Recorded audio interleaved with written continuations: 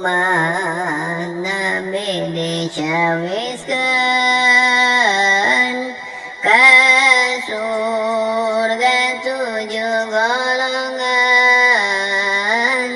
hiji budak anu loman getong tobat ka Pangeran. Dua jalma nu berehan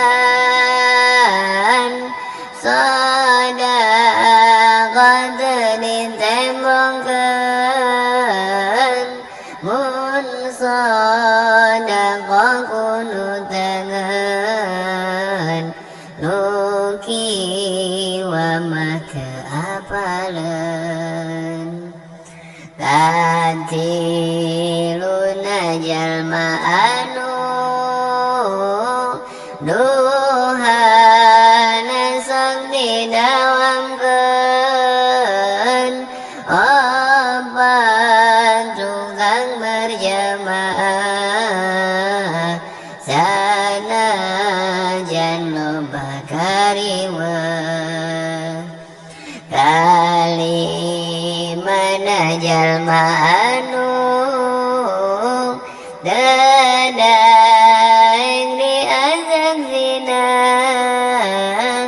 najan nu cakep nganggoda, sabab sieun ku neraka.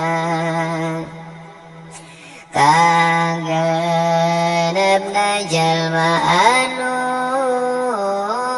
asa ngajar ganti sojang, dosa alit ditobatan, sabab sieun ku Pangeran. 7 resep ngariung jeung para alim ulama, ngadangungkeun pitu surga, hoyong bagja akhiratna.